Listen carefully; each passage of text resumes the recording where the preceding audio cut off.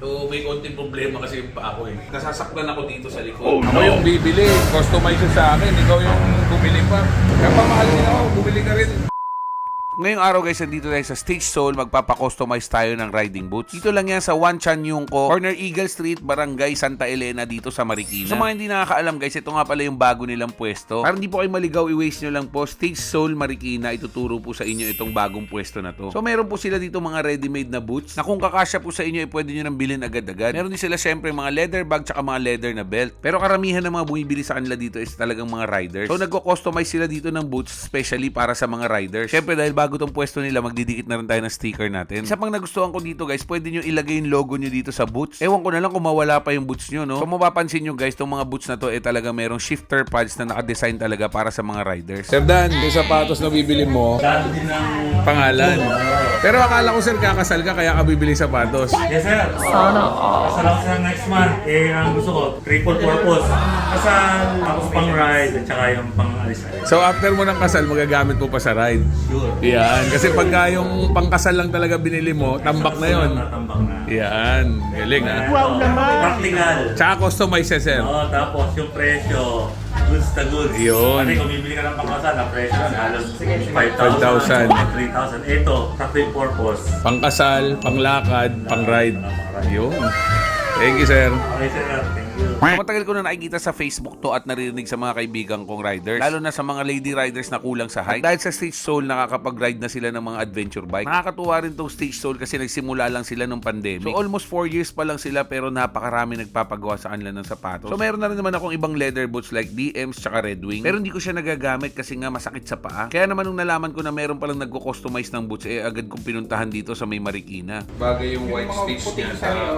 See, white soul na lang siya. Napapalitan naman, sabi mo eh. Pagka napudpud sir. Ang mura lang, 1,000 lang yung soul ni sir eh.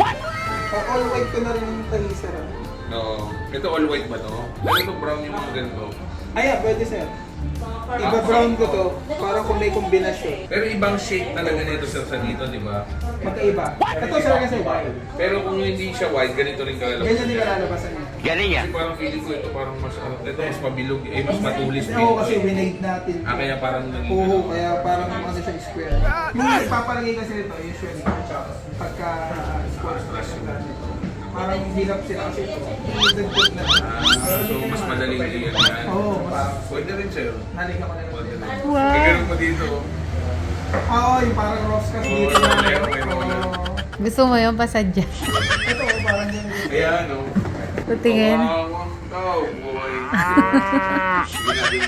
Oo, may roller. Si Sir Zion, dito siya nagpapagawa ng boots kasi may konting problema yung sa inboard sir, no? Inboard. So, ang tawag sa kanya sir?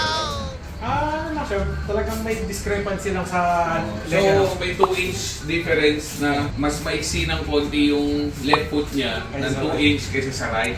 So, kaya pagka rubber shoes ang dala niya, may mga insoles siyang nilalagay. Pero, since dito, customized, ang gagawin mo sir, parang 2 inch higher yung left. Yes. Pero, ang gagawin nila sir dito, 1 inch lang yun sa labas, 1 inch sa loob. Insole sa loob. Para pag tinignan yung sapatos mo, Balance. pareho. Yes. Pero, rider din si sir ha, rider din. Mga classic rider, XSR ang gamit niya. Wow naman! So, dito siya yung paggawa. Pa-custom yun sir, antayin mo na lang. Sir, ride safe ha. Thank you. So may konting problema kasi yung pa ako eh. Kaya kailangan customize sa akin, hindi pwede ka rin, tingnan nyo. So ang laki ng buto ko dito. So tawag nila dyan, bunyon. Akala nung iba, uric acid, pero bunyon yan, yan o. So inborn yan, namana natin yan sa magulang natin. Kaya pag naka-leather ako, masakit dito. Kaya hindi ako nag-leather shoes. Lahat mga sapatos ko ganito, mga mesh type. Pero since gusto natin minsan ng ganito, safety, kaya pako-customize tayo. Ang gusto natin, medyo wide, ganito. Sinukat ko to sakto sa akin, wide. Pero ang gusto ko design, ganito. Kasi yung sole, gusto ko ganito. Tapos ito naman, nasasaktan ako dito sa likod. Kasi na-boot siya, no? So, lalagyan natin ng ganito. Fully customized yung gagawin natin. Tapos lalagyan din natin ng ganito. Yung parang kamukha no sa mga adventure bike. Para nabibend mo yung paa mo. Pwede ko rin palagyan ng ganito ankle pad para ito yung pagka nag-slide kayo sa motor, hindi maubos yung buto ninyo. 2 to 3 weeks, fully customized na boots, sakto-sakto sa inyo na mas mura di hamak. kesa sa mga branded na boots. Pagka gusto niyo steel toe, additional 500. Dalawang sapatos na yon. So, pares na yon. Pag gusto niyo rin ng ganito, meron sila laser engraved. Yan, kung gusto niyo, logo niyo, ilalagay niyo or name niyo.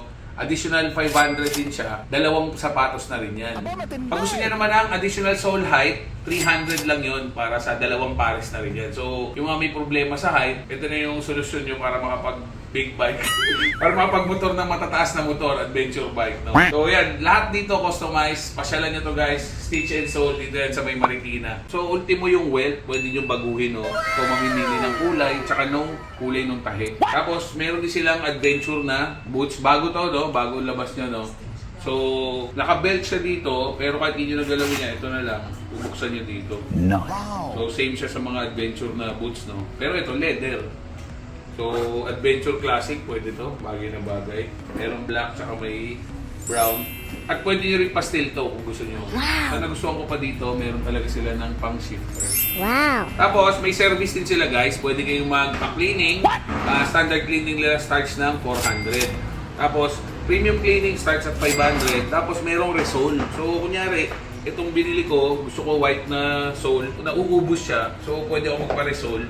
Pagka galing sa kanila, 1,000 lang ang resole. Isang pares na yan, dalawang pares na yan. Pero, syempre, pag other brand, nag-start yan sa 1,500. So, may services sila, hindi lang basta sapatos, pati service, tsaka fully customizable. Yun ang pinaka-gusto natin dito. So, antayin natin, 2 to 3 weeks, babalik ulit tayo dito sa Stitch and Sole. So dito nakalagay lahat ng ano natin, no, yung kung anong kulay ng welt, midsole, pati kung ano yung mismong sole, yung zipper, yung buckles, lahat naka-specify dito, no. Parang may konting interview kayo dito kay sir bago kayo bumili kung mag-order kayo. So sa akin fully customized, nilagyan ko ng foam dyan, may foam dito. So may shifter pads, tapos pero ayoko ng steel toe. So lahat na customized. So nagsa-start yung presyo nila 4,500, depende na lang sa add-ons. Yung mga foam dito, wala nang add-ons yan. Yung may additional sole height, doon na sila nag-a-adjust ng presyo. Pero itong sa akin, nag-start na 4,500, pero itong sa akin, ang price lang nito is 4,800. No? Napakamura para sa fully customized na riding boots at pamorma. Wow naman! So yung lugar na to guys, bagong lugar to, bagong pwesto ni Stitch Sole to. So kung i-waste nyo siya, Stitch Sole, hanapin nyo lang, ito na yung ibibigay na lugar sa inyo, wala na yung dati. So yung mga nasuki nila boss na sa dito sa Stitch Sole, baka malito kayo, pag winaste nyo pagdating nyo dito, parang iba to, parang hindi yung napuntahan ko dati. No? So bagong pwesto na po nila to, wala na yung sa luma. Sir, thank you. Thank you din, thank you din. Ako yung bibili, customize siya sa akin, ikaw yung bumili pa. Ang ganda kasi yung height niya, nakakapangkad. Ako yung bibili ng sapatos Yung titipid nga ako, kaya hindi ako bumili ng ano dahil maganda naman quality, mura. Kaya pamahal din ako, bumili ka rin. Grabe ka naman. Bakit talaga?